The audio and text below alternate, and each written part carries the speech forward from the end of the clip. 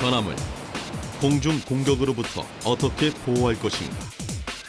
세계 각국이 이 문제를 놓고 고심한 결과 탄생한 것이 바로 이지스 구축함이다. 이지스는 그리스 신화에서 제우스가 딸인 아테네에게 준 방패로 최강의 방어 능력을 상징한다. 이지스 체계는 1983년 미국에 의해 만들어졌는데 전함을 하늘의 위협으로부터 지킬 뿐만 아니라 여러 가지 전투 명령, 교전 상황을 통합하는 획기적인 전투 체계로 인류가 만든 것 중 가장 완벽하고 정교한 최강의 무기 체계로 꼽힌다. 일본, 스페인, 노르웨이 등이 앞다투어 이지스 체계를 도입했고 우리나라는 세계에서 5번째로 이지스함 보유국이 되었다.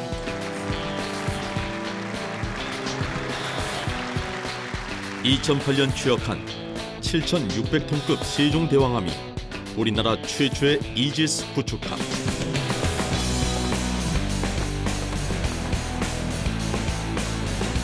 KDX-3 이지스 구축함 세종대왕함은 이지스 레이더와 함께 한국형 무기체계, 한국형 최첨단 스텔스 기능도 보유하고 있다.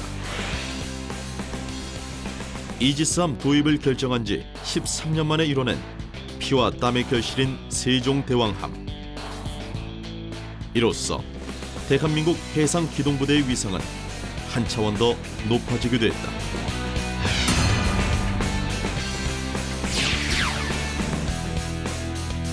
세종대왕함은 대한민국 해군의 첫 번째 이지스 구축함입니다. 이지스 구축함은 해군 전력의 핵심 전력이고 그중 핵심 장비인 스파이레이더를 이용 천여 개의 표적을 동시에 탐지, 추적할 수 있고 20개 이상의 표적을 동시에 공격할 수 있는 능력을 보유하고 있습니다. 현대전 정성의 핵심 요소라고 할 수 있는 모든 요소들을 도루 갖춘 명실상부한 세계 최강의 구축함이라 할 수 있습니다. KDX-3 한국형 이지스 구축함에는 5인치 함포, 사거리 170km인 대공수직 미사일 발사대, 적이 10km 이내로 접근할 경우 방어를 담당하는 대함 미사일 램, 다기능 위상 배열 레이더 스파이원 델타, 국산 전자전 시스템 소나타, 어뢰 공격을 회피하는 기만기, 국산 대함 미사일 해성, 잠수함 킬러 국산 경월의 청상어, 대공 수직 미사일 발사대와 함께 국산 수직 미사일 발사대, 분당 4,200발의 사격으로 근접 목표물을 자동 요격하는 골키퍼, 헬기 2대의 경납고 및 이착륙장을 갖춘 명실상부한 세계 최강의 구축함이다.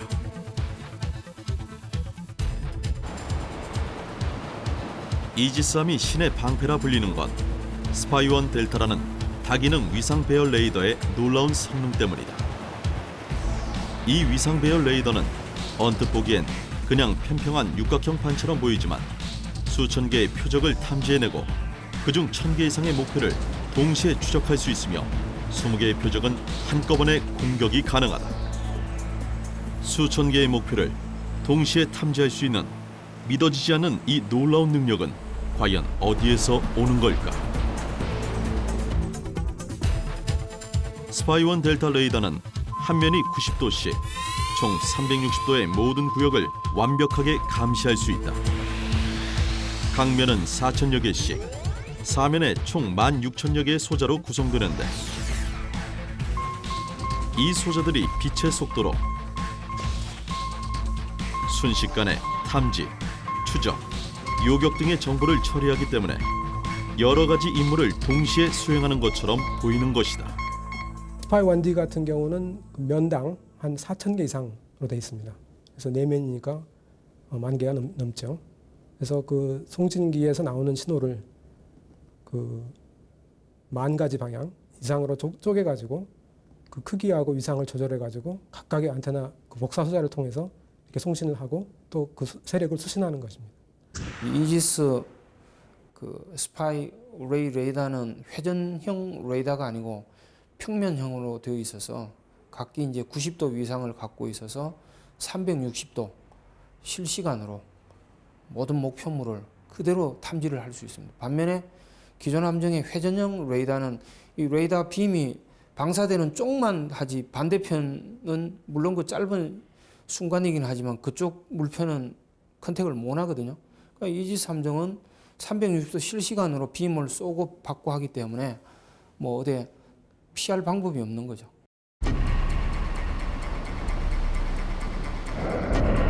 (150km) 전방 상공에 적 항공기 수십 대가 접근해 오고 있습니다. 위치, 속도를 분석하라.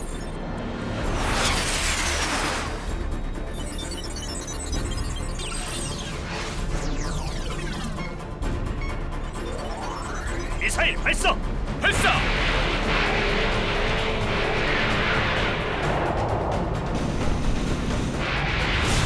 모두 격추했습니다. 적함이 여러 척 진격해오고 있습니다. 적이 미사일을 발사했습니다. 요격 미사일 스탠바이! 발사! 발사!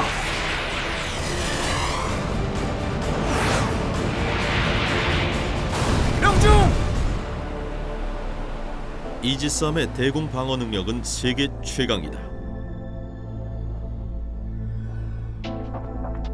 먼저 사거리 170km의 대공 미사일을 자그마치 128발을 척제하고 발사할 수 있는 수직 미사일 발사대를 가지고 있다.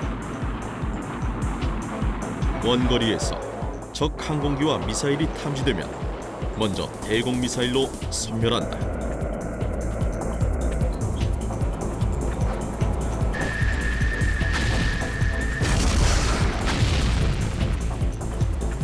기존 군함에서는 미사일을 한 발 한 발 장전해 발사해야 했다. 하지만 이지스함은 미사일과 보관통인 캐니스터가 함께 갑판 아래의 발사대에 들어가 있어 장전할 필요 없이 여러 발의 미사일을 동시에 발사할 수 있다.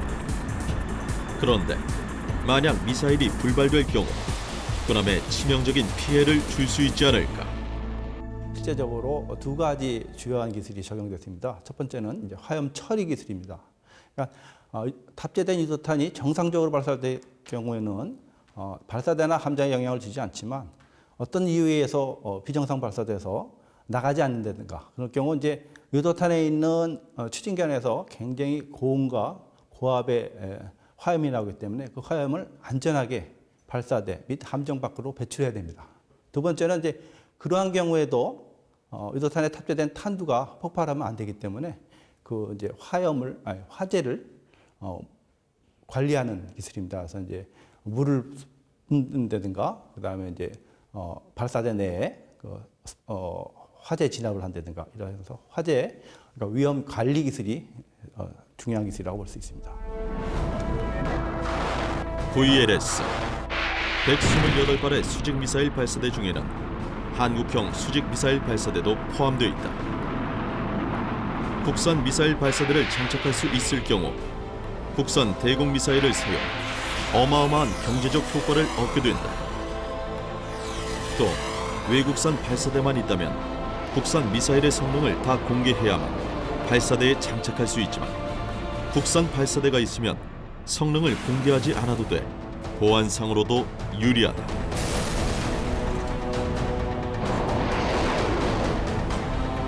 만약 10km 이내로 접근한 적기나 미사일이 있으면 21연장 미사일 발사기인 램에서 발사되는 대공 미사일로 공격한다.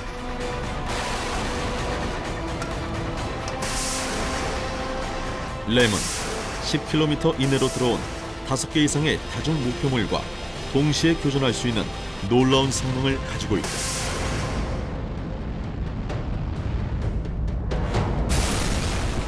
만약 램 대공 미사일을 뚫고 살아남은 적기나 미사일이 이지스함을 향해 다가오고 있다면 그땐 이지스함의 완벽 방어 시스템의 최후 보루인 근접 방어 체계 30mm 대공포 골키퍼가 있다.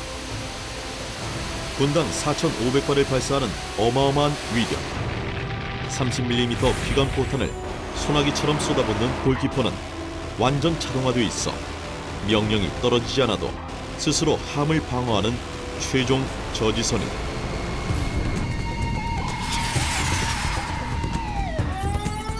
이지스 구축함의 대공 방어는 3단계로 이루어진다.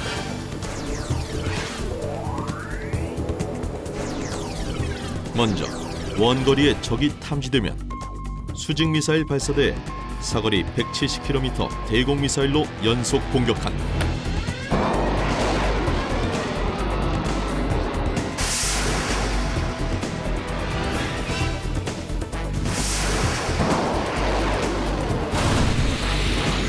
(10km) 이내로 접근한 적은 램 대공 미사일로 공격.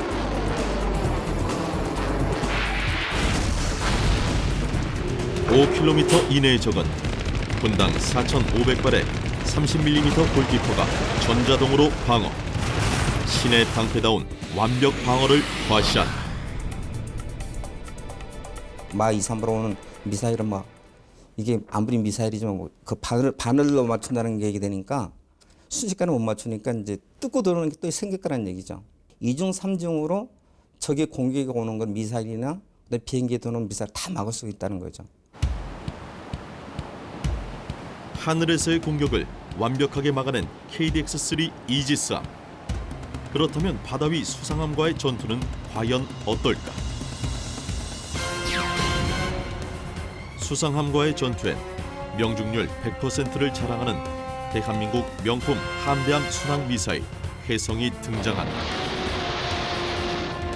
혜성의 사거리는 150km.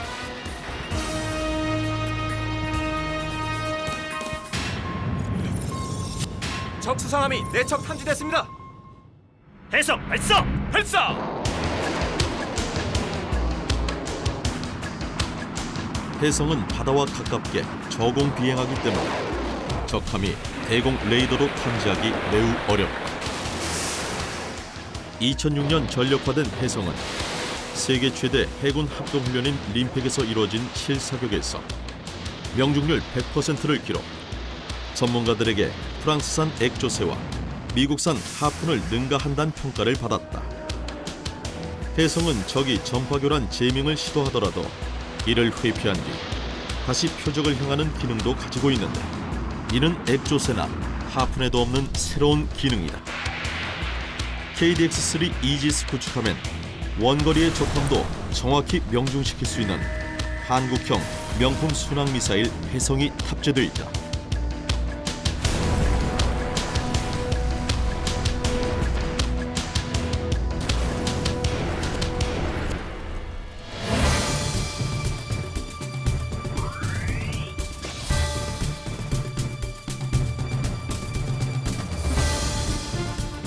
대지 공격을 담당하는 5인치 함포는 최대 사거리 36km로 분당 20발을 발사, 육군 155mm 야포에 버금가는 파괴력을 지녔다.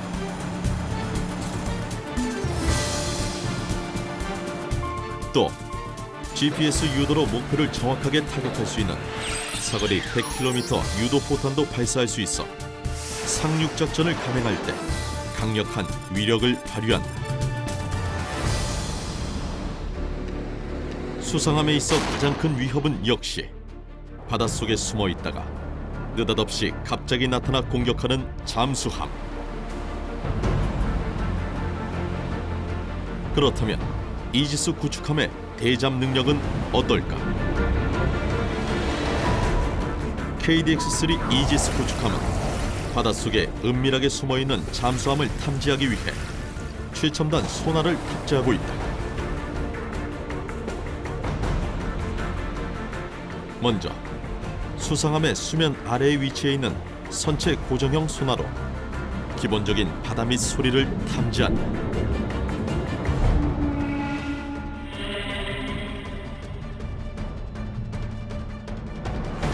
그리고 보다 깊은 바닷속 소리는 선배열 예인 소나인 흑룡으로 잡는다.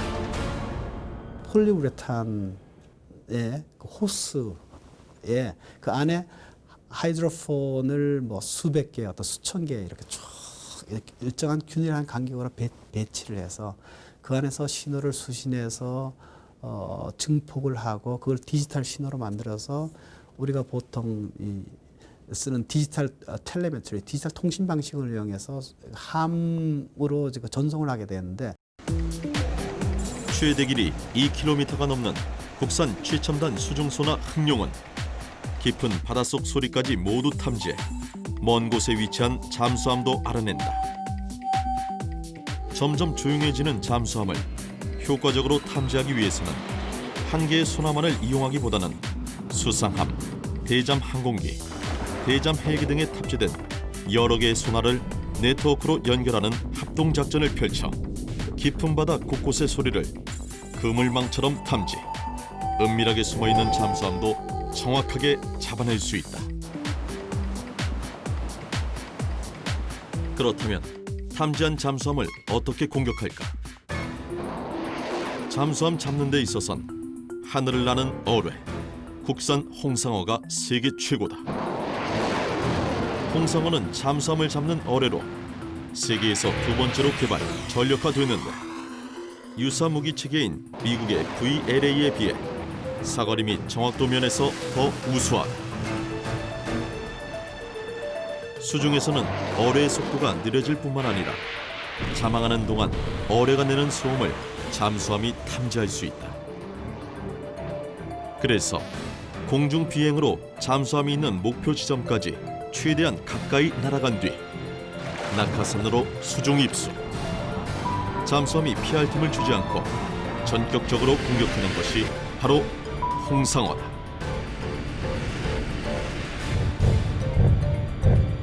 홍상어는 1.5m 두께의 특수 합금도 뚫을 수 있는 파괴력을 가지고 있다. 잠수함의 두꺼운 이중선체도 소용없는 이 놀라운 파괴력은 어디서 나오는 걸까? 탄두 기술은 지향성 탄두라고 해가지고 들어가는 탄약을 우리 레이저 쏘듯이 한쪽 방향으로 성형을 시켜가지고 이제 그 앞에 깔때기 모양의 이제 라인을 대가지고 그거에 깔때기 모양을 설계함으로써 이제 레이저 빔의 그 다이아미터라든가 압력이라든가 온도를 조절할 수가 있는 거죠. 그래서 그거를 작은 탄두로 두꺼운 잠수함을 뚫으려니까 할 수 없이 지향성 탄두를 만든 겁니다. 최선을 다해 잠수함을 공격했지만 만에 하나 미처 탐지하지 못한 잠수함이 이지스 구축함을 향해 어뢰를 발사했다면 그땐 어떻게 해야 할까?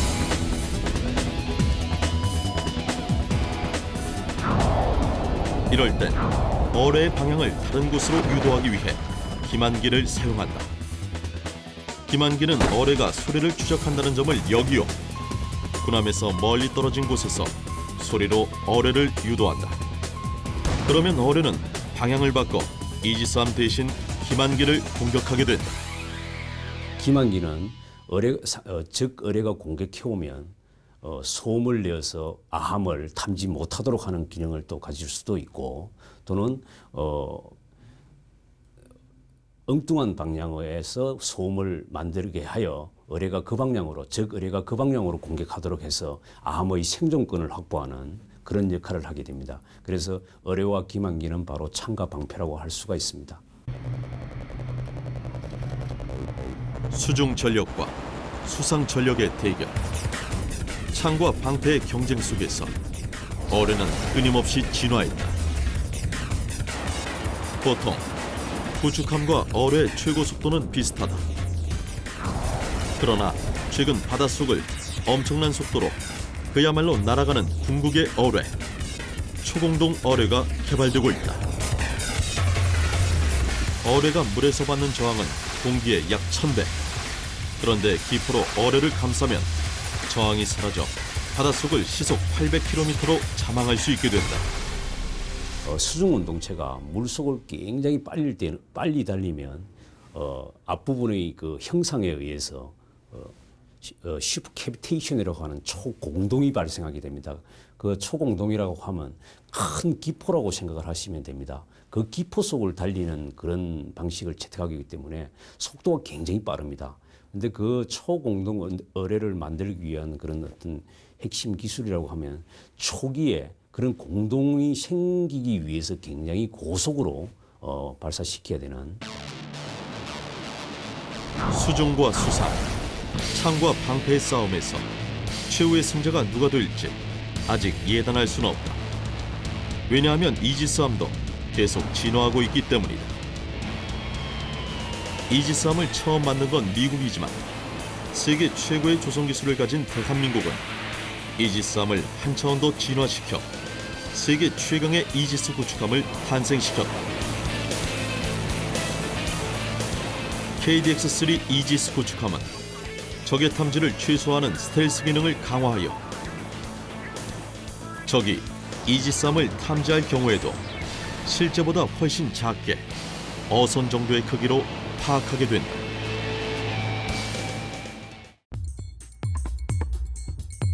KDX-3 이지스함은 마스트와 선체의 기울기를 레이더 반사가 최소화되고 교란되도록 설계했다. 그리고 외부로 돌출된 부분들을 최대한 없애고 표면을 극도로 단순화했다. 한국형 이지스 구축함이 보유한 또 하나의 스텔스 기능은 군함의 온도 변화다. 해수 분무장, 일종의 자동 선체 냉각 장치가 배 전체에 한 170여 개의 로즐에서 일단 이게 소화방수 하듯이 이게 그 소화전에서 이게 물 뿜어지듯이 배 전체에 분무를 해서 선체 온도를 낮춰주고 그 적외선 차단되는 것을 그 방사되는 것을 차단시킴으로 인해서 적외선 감시 장비가 우리 배를 탐지하는 것을 막아내는 그런 기법이라고 보시면 됩니다. 그러니까 대한민국에 있는 그 이지스함에만 있는 특별한 그런 장치예요. 예, 그렇습니다. 세계의 어느 곳에 가든지 주변 온도와 군함의 온도 차이가 5도를 넘지 않도록 구축함 전체를 관리한다. 이러한 최첨단 온도관리 시스템으로 대한민국 이지스함은 적외선 탐지 장치에 잡히지 않는 그야말로 유령같이 두려운 최강의 구축함이 되었다. 함의 강철과 발전기 및 전기 제품들은 자연적으로 자기장을 형성하게 된다. KDX-3 이지스함은 자기장이 외부로 나가는 걸 막거나 교란한다. 그야말로 2중 3중으로 적의 탐지를 제한하고 있는 것이다. 여기에 마지막으로 더해지는 스텔스 기능이 바로 소음 제거다. 소음을 일으키는 구조물마다 소음을 흡수하는 특수 장비를 설치하고 그래도 소음이 발생하면 입구를 막아 차폐시켜버린다. 이렇게 해서 만재 배수량 10,000톤이 넘는 거대한 함정이 최소한의 소음으로 조용히 은밀하게 항해할 수 있게 되는 것이다. KDX-3의 크기는 폭 21.4m, 길이 165m, 63 빌딩보다 길다. 하지만 적에겐 정말 탐지하기 힘든 가장 두려운 존재이다. 만약에 이런 수많은 기능에도 불구하고 이지스함 공격에 성공한 미사일이 생긴다면 KDX-3 이지스함은 미국 이지스함에도 없는 폭발 강화 격벽을 설치, 함의 생존 능력을 한층 향상시켰다. 전함의 생존 능력을 향상시킨 또 다른 기술이 있다. 한국형 이지스함의 만재 배수량은 10,000톤이 넘어 미국 이지스함 만재 배수량의 9,200톤보다 800톤 이상 더 크다. 그래서 함의 선형을 선택하는 데 있어 변화가 필요했다. 어떤 선형을 시도할 것인가? KDX-3는 미국 이지스함처럼 폭이 좁고 긴 세장형 대신 함의 폭은 더 넓고 길이는 더 짧은 형태로 바꿨다.